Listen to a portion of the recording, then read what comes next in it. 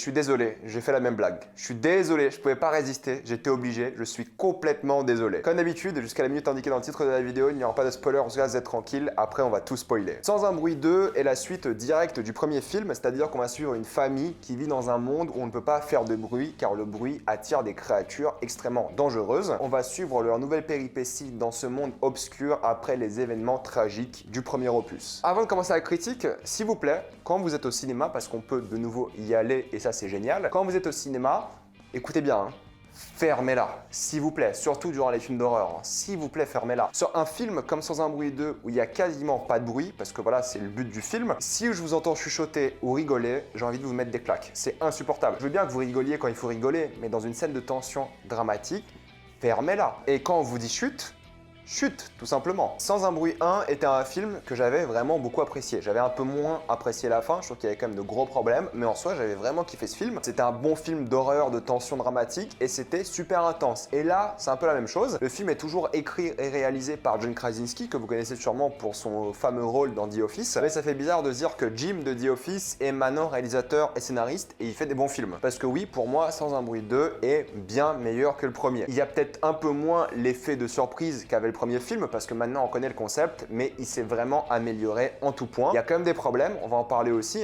mais c'est vrai que pour moi c'est un bien meilleur film. Premièrement, c'est bien filmé. John Krasinski il a un vrai talent pour la mise en scène. Voilà, il y a de beaux plans, il y a une vraie tension dramatique. T'es stressé et tout ça grâce à la mise en scène, car il n'y a pas de son tout simplement. Donc en plus de nous plonger dans cette ambiance où il n'y a pas de son, dans ce monde post-apocalyptique, t'es vraiment plongé dans quelque chose d'intense grâce à la mise en scène. Et ça, c'est chapeau pour lui. Réussir à gérer autant un film silencieux, c'est très bien et ça nous rappelle des vieux films qui étaient tout simplement muets, et là il fait le même travail. Et en vrai, vous vous dites pourquoi c'est que silencieux. Si vous avez vu le premier film, vous savez qu'un personnage est muet. Du coup, des fois, on prend le point de vue du personnage muet. Du coup, on n'entend rien. Et ne rien entendre dans un monde où il ne faut pas faire de bruit, c'est évidemment problématique. Du coup, il a bien réussi à mélanger mise en scène et cet atout du personnage. Clairement, il utilise très bien le son, mais dans tout, au fait, même dans la construction du monde, tout le monde tourne autour du fait de ne pas faire de bruit. Les pièges qui font du bruit sont un problème. Par exemple, le fait de faire tomber une bouteille en verre et elle explose, c'est un vrai problème car ça attire les monstres. Donc tout le monde est fait par rapport à ça, par rapport au fait que les menaces, ou du moins la menace et le bruit, mais il y a d'autres menaces évidemment, c'est les monstres et d'autres personnages. Et en même temps, tout ce qui est positif, c'est tout ce qui est silencieux. Tout va être un peu enrobé, il y aura des serviettes partout, on va mettre du sable pour pas faire du bruit. Enfin bref, il y aura vraiment plein d'outils qui vont rendre le monde silencieux. Et ça, c'est bien mis en avant et je trouve qu'ils ont bien développé l'univers. On aurait pu tomber dans la redite, quelque chose de répétitif, quelque chose de peu original. Et là, ça l'est, voilà, on invente de nouvelles choses, on fait grandir ce monde-là, il crée vraiment un meilleur univers avec ce film. Et ce que j'aime sur la mise en scène, c'est qu'il y a énormément de fusils de Tchekhov. Pour ceux qui connaissent pas ce que c'est un élément qu'on montre dans la mise en scène, c'est-à-dire que la caméra se concentre dessus, et c'est un élément qui au premier abord semble anodin, mais qui revient par la suite pour causer des problèmes ou être une solution. Et des fusils de Tchekhov dans ce film-là, il y en a énormément et ils sont extrêmement satisfaisants. C'est-à-dire que vous voyez les éléments, vous vous dites, bon, ça c'est pas important, et il arrive plus tard et tu dis, mais oui. Et au fur et à mesure, quand tu as compris qu'il y en aura énormément, t'essaies de les deviner un peu et tu te rends compte à quel point le film a été bien foutu au fait. Tu te rends compte à quel point l'ingéniosité du film est faite depuis le début et qu'on ne prend pas pour un con. Donc il y a vraiment cet élément de payoff extrêmement satisfaisant où même toi tu joues au jeu de reconnaître les objets utiles. Et beaucoup de gens vont dire que ça rend le film prévisible, mais pour moi le fait d'avoir des fusils de Tchekhov dans un film n'est pas forcément quelque chose de prévisible. Savoir que cet élément-là va revenir dans le film n'est pas quelque chose de prévisible. Pour moi c'est savoir comment cet élément va revenir. Et si tu n'arrives pas à deviner comment cet élément revient, c'est ça qui n'est pas prévisible. Des fois oui tu arrives à prédire comment cet élément du film revient,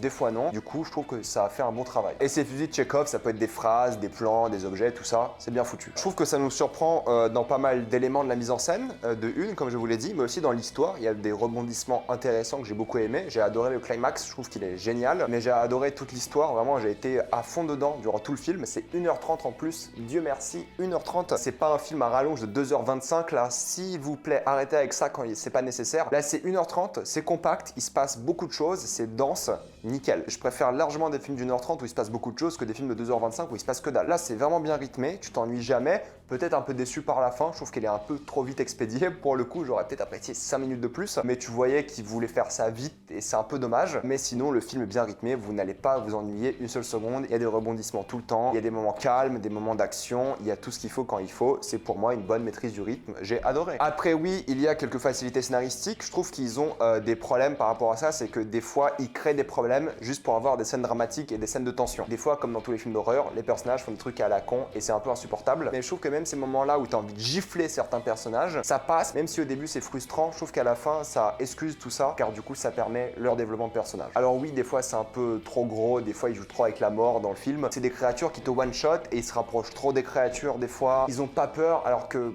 en vrai, tu devrais avoir un peu peur quoi. Je trouve que des fois c'est un peu grossier, c'est un peu trop limite. Vu la vitesse des créatures, vu vraiment comment elles sont puissantes, j'aurais été un peu moins limite. Vu comment elles sont rapides, des fois c'est tellement proche de la mort d'un personnage que tu dis c'est un peu gros, ils auraient dû faire ça un peu moins limite. Comme je vous l'ai dit, la fin m'a beaucoup surprise, j'ai beaucoup aimé le climax et il y a des grosses inspirations de Alien qui n'étaient pas forcément présentes durant le premier film, mais là c'est clairement énormément inspiré de Alien. Ce qui m'a un peu déçu, c'est que je parle du fait que le film dure 1h30 et c'est génial, mais il y a un flashback au tout début du film, il y a une sorte d'événement préquel où on te montre l'événement en question, voilà, le premier jour de l'apocalypse. Et en fait, on parle durant le film de l'apocalypse, de comment certains personnages ont perdu certaines personnes chères de leur vie, et on voit jamais ces moments-là, et je m'attendais toujours à les voir. Du coup, je veux bien un film où on parle des premiers jours, avec Cillian Murphy qui joue dans ce film. Faites-nous la première semaine, ou les 3 premiers jours. Faites-nous ça s'il vous plaît, parce que si vous regardez Sans un bruit 1 et 2, au final, c'est sur 5 jours, même pas. Donc faites-nous un jour ou deux de l'apocalypse en film, je serais chaud à 100%. Parce qu'on entend le personnage de Cillian Murphy parler de ces événements-là et tu dis j'ai envie de les voir en fait. J'ai vraiment envie parce qu'ils ont l'air horribles et j'ai envie de les voir. J'ai beaucoup aimé l'ambiance musicale, voilà, j'ai beaucoup aimé l'ambiance, ça m'a fait penser à The Last of Us alors que j'ai jamais joué à The Last of Us. J'ai beaucoup aimé les décors, le monde post-apocalyptique, tout est voilà, des usines désaffectées, tout est en ruine, tout a de la rouille, t'as l'impression que c'est un peu l'état du monde, voilà, abandonné, comme la rouille qui mange au fur et à mesure le métal, t'as l'impression que ce monde se fait manger aussi par ces créatures. Cette fois-ci, on montre les monstres dès le début parce qu'on les connaît maintenant, pas besoin de les cacher. Et ils ont sûrement plus d'argent pour faire ce film. Et voilà, ils montrent les monstres tout le temps et tant mieux. Et ils sont toujours aussi puissants. Donc ça c'est cool, c'est des vraies menaces. Ils font vraiment flipper et ça j'aime beaucoup. Je trouve que les personnages ont été bien développés. Il y en a, t'as envie de leur mettre des claques comme je vous l'ai dit, mais ils ont vraiment bien été développés. T'as de bonnes scènes d'émotion entre eux et ça encore une fois c'est une belle réussite. Il y a de la subtilité dans le développement de personnages. T'as des moments forts. Tu ressens l'alchimie qu'ils ont. Tu sens la camaraderie. Tu sens le côté familial. Ils ont tous le droit à leur moment dramatique qui les met en avant et juste pour ça c'est génial. Ils ont des moments touchants entre eux et le film respecte l'intelligence du spectateur et des personnages et on ne prend jamais pour un con et ça j'aime beaucoup. Pour conclure, Sans un bruit 2, écoutez, pour moi c'est un vrai coup de cœur. J'ai beaucoup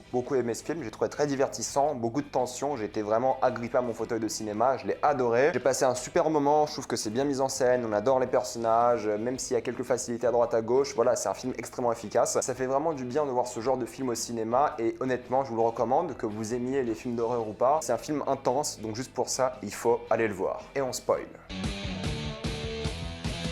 Lorsque j'ai vu Djimon Hounsou, je me suis dit yes, il va être badass, il va être grave cool et il se fait buter comme une merde. Pourquoi est-ce que vous prenez cet acteur-là, qui est un acteur formidable, qui mérite beaucoup mieux, et vous le butez comme une merde? C'est honteux. En plus, il a ce moment héroïque où il attire le monstre plus loin du village et tout. Vous le butez comme une merde. Il fait un truc intelligent et d'un coup, il fait un truc débile. Alors qu'on voyait très bien que le monstre était à côté. Hein. Ça m'a saoulé. Vraiment, gâchis d'acteur. Fallait prendre un autre acteur au pif, banal, peu importe. Je sais pas si c'était le but du film de prendre un acteur un peu connu pour nous surprendre, mais vu comment il repart en arrière comme une merde, bah ça m'a pas surpris. J'avais juste envie de lui mettre des claques quoi. Tes enfants ils étaient bien cachés en plus, c'est pas comme si d'un coup ils allaient sortir de là-bas. Du vrai gâchis et je suis vénère contre ça. Sinon oui, le fils était un peu frustrant car il fait de la merde, surtout quand il se prend le piège. Alors je comprends que tu te prends un piège, ça doit faire très mal, mais tu sais très bien que dans ce monde-là, tu peux mourir si tu fais du bruit. Et gueuler comme un écervelé, c'est pas bien. J'aurais été sa mère, je lui aurais mis la main dans la bouche et ferme-la. À la limite, mort sur ma main, mais ferme-la. Après, je suis pas papa, donc j'en sais rien. Hein. Il était frustrant parce qu'il faisait toujours de la merde. Tu dis, mais pourquoi tu vas aller voir la chambre de Cillian Murphy? Qu'est-ce que tu fais? Il était frustrant, c'est la vérité. Maintenant, vu qu'il a le droit à son moment dramatique à la fin, ça compense un peu. On pourrait dire que c'est à cause de sa dépression et qu'il veut aussi mourir parce qu'on sent qu'il est un peu déprimé après tous les événements du premier film. Mais au moins, s'il y a une suite à ce film-là, tu sais que ça sera un adulte. Après les événements de ce film-là, il est solide. Mais c'est vrai qu'il était frustrant et il crée beaucoup de problèmes juste pour créer des problèmes au final. Voilà, pour que le film ait le droit à une scène dramatique. Emily Blunt, pour le coup, n'a pas eu beaucoup de développement de personnage durant ce film.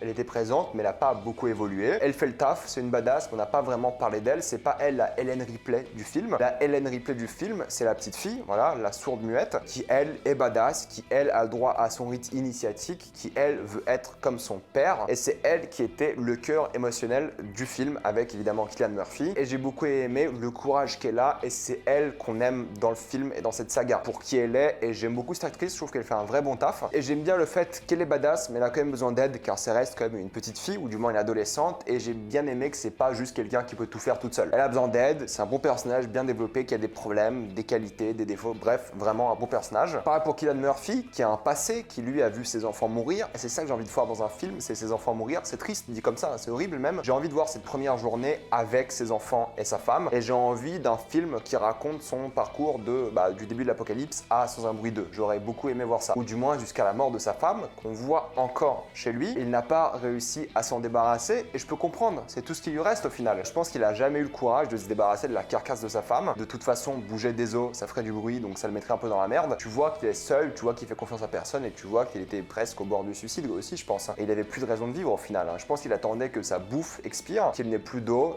et qu'il décède. Au début, j'avais peur qu'il soit un cannibale ou que ce soit un méchant, quelque chose comme ça, donc je suis content qu'il ait gardé gentil, qu'il est resté gentil tout le long du film. J'ai beaucoup aimé le fait qu'il aille sauver la fille, qu'il aille vraiment faire quelque chose de bien, qu'il retrouve un peu son humanité, qu'il retrouve un peu ce côté familial. Et quand il a cette scène à la fin avec la fille, il lui dit que cette fille a fait de lui une meilleure personne. La fille lui a bien dit au début du film, regarde-moi et articule. Et à la fin, il articule pas, parce qu'au fait, il a un peu honte de ce qu'il est en train de lui dire, mais ça le chagrine aussi d'une certaine manière. C'est un moment émouvant pour lui. C'est un beau moment, mais tu vois, il a du mal à la regarder dans les yeux, à lui dire la vérité. Parce que quand tu dis des choses émouvantes à quelqu'un, t'as du mal à le regarder dans les yeux. Et ça, c'est un peu ce qu'il fait. Et il a un peu retrouvé son humanité. S'il y a une suite, il se sentira sûrement super coupable d'avoir ramené le monstre sur l'île. Mais pour moi, évidemment, mon fusil de Chekhov préféré, le fusil de Chekhov le plus prévisible, c'était le fameux moment où il dit de plonger. Dès le début du film, tu savais que ça allait revenir dans le film plus tard, c'était sûr, et tu savais quand ça allait revenir au moment du bateau. Mais la manière dont ils l'ont utilisé, c'était vraiment très sympa et extrêmement efficace. Et tu savais dès le début du film que ça allait revenir, et quand ça revient, c'est super satisfaisant. J'ai adoré le climax avec les cannibales ou les violeurs ou peu importe, je l'ai adoré avec les monstres qui arrivent. J'ai beaucoup aimé la scène, comment elle était filmée, les monstres autour de l'eau, tout ça, c'était génial, y a pas de problème. J'ai trouvé la deuxième fin à la Alien en mode quatrième acte un peu expéditif. Tu vois que ça arrive un peu trop vite. La fin, je trouve qu'il est bien, ça se finit au bon moment parce qu'après en vrai t'as raconté l'histoire qu'il faut. Mais en vrai, j'ai envie de voir une suite quoi. J'ai envie d'un Sans un bruit 3. Et en plus de ça, il y a moyen de faire une suite parce que tout simplement Cillian Murphy, il est blessé de une, il peut pas faire grand chose. Il va retourner au village, tout le village va le détester car c'est à cause de lui, enfin pas vraiment sa faute, mais ils vont tous penser que c'est sa faute que tout le monde soit mort en fait. C'est lui qui a ramené le monstre sur l'île. Et il faut évidemment aller chercher les autres membres de la famille. Donc il y a moyen de conclure cette trilogie avec un dernier bon film. Et je dois admettre que le monstre qui décime tout le village, je veux pas dire que c'était cool, mais c'était stylé quand même. Tu vois que c'est une vraie menace, tu vois que ça one-shot tout, c'était puissant. Et ce genre de créature dans un film d'horreur, c'est pas mal. Je vais m'arrêter là, mettez-moi dans les commentaires ce que vous avez pensé de ce film. L'avez-vous adoré ou détesté? Tout ça dans les commentaires. Comme d'habitude, pensez à vous abonner à la chaîne pour plus de vidéos. Mettez un j'aime et partagez cette vidéo, ça aide beaucoup la chaîne. Si vous aimez la chaîne, pensez à la soutenir en la rejoignant sur YouTube. Suivez-moi sur tous mes réseaux sociaux et moi je vous dis à la prochaine fois. Salut à tous.